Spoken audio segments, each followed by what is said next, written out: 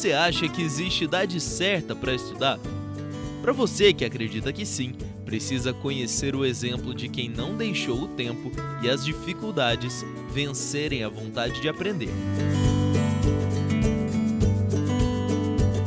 Salvador tem 67 anos e abandonou a escola no primeiro ano do ensino médio. Eu estudei até 82, já chegando no segundo grau, não consegui concluir o segundo grau naquela época. E em 83 eu comecei a ter uns problemas, em 84 veio um problema que eu não tive na época condições de lidar com a situação, né?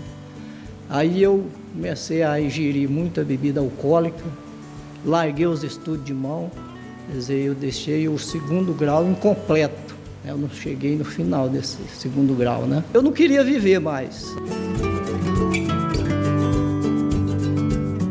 Dona Giselda também não teve juventude fácil.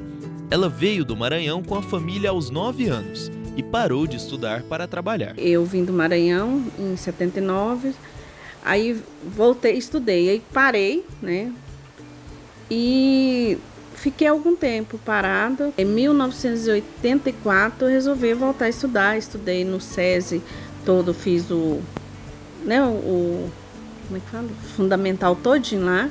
E parei em 91. Parei porque, como eu trabalhava, eu era cobradora, então eu trabalhava, eu levantava 4 horas da manhã e dormia meia-noite, então eu não estava dando conta. Aí eu parei. Nisso eu tive filhos, eu morava em Anápolis, vim para Goiânia e formei minha filha trabalhando, mas sempre tinha vontade de voltar a estudar. O estudo transforma vidas. E os alunos do Centro de Educação para Jovens e Adultos são exemplos de vitória e superação. Seu Salvador e Dona Giselda driblaram os obstáculos da vida para realizarem o sonho de ter o diploma em mãos. E os dois encontraram no Seja uma oportunidade e não a desperdiçaram. Em 2020, devido a ter descobrido o câncer, né? Como se diz, com o tratamento eu me senti, parei de trabalhar, parei só com o tratamento, então eu estava muito angustiada, muito deprimida. Eu ficava assim, porque você levanta, volta e não tem nada para fazer. Aí eu falei para meus filhos, eu vou voltar a estudar, então eles me deram o maior apoio. Nossa, na hora que eu falei, volta mesmo. A retomada de hábitos antigos nem sempre é fácil, mas a dedicação e motivação dos alunos que voltam à escola inspira a todos. Eles chegam aqui pensando assim, eu não vou dar conta. Eles já chegam com essa ideia formada. Eu venho, mas eu acho que eu não vou dar conta, né? Não vou terminar.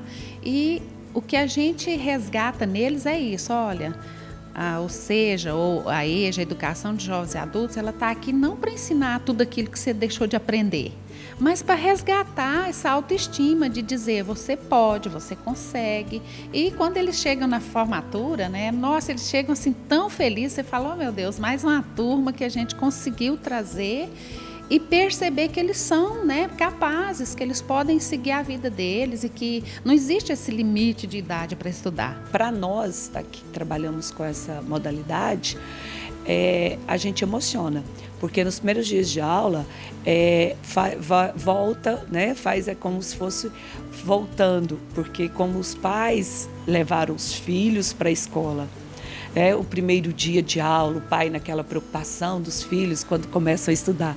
E da mesma forma, o primeiro dia de aula de muitos desses idosos, os filhos trazem eles para assistir a aula, trazem para conhecer a sala de aula, os netos querem conhecer a escola. Então aquilo para eles é muito gratificante. Eles sentem assim a socialização, o emocional, é tudo. É como se fosse uma gratificação eles estão buscando o que eles não tiveram oportunidade antes. No começo, eu fiquei muito assustada, porque era matéria que eu nunca tinha visto, que eu vi, né? Que eu comecei a ver novamente, né? Então, mas foi assim, então os professores, eles te ajudam de uma maneira tão assim, que você vai superando, e aquilo ali você vai, cada dia mais você quer mais um pouco, e você vai superando as dificuldades. Salvador, que ao longo da dura vida se tornou um poeta, encontrou um anjo como inspiração para seguir a sua jornada, a professora Maria Aparecida. Que eu adoeci, na época das provas, aí eu pensei mais uma coisa que não vai dar certo na minha vida, né? Porque tudo que eu tentava não dava certo, eu ia até um certo ponto e acabava, né? Aí naquele dia eu falei, Cida, quero conversar com você um pouco. Eu até fico emocionado, porque a maneira que ela falou comigo foi assim, gratificante, né, para mim na época, né? Aí ela falou, não, pois não, ela parou, estava lá anotando os negócios, os alunos estavam saindo da sala dela, naquele dia ela estava dando aula na outra sala. Aí eu falei, não, eu vou largar, Cida, porque né, tudo que eu faço não dá certo. Né? E aí comecei, do nada, a contar a história para ela, da época que eu parei de estudar, comecei a beber demais, né? Eu ingeria bebida alcoólica demais. E estraguei minha vida naquela época, né? A finança que eu tinha, as coisas que eu tinha, acabei tudo, né? Aí ela falou, não, senhor, você não vai parar. Esta pedra preciosa não tem avaliação. O dia que eu a encontrei, fiz uma comparação. Eu andando no deserto naquela imensidão, de repente uma roseira, nos seus galhos uma linda flor. Eu quero apanhar a rosa, minhas mãos não alcançam, choro desesperado, igual uma criança. Com tantos pensamentos, vem na minha lembrança.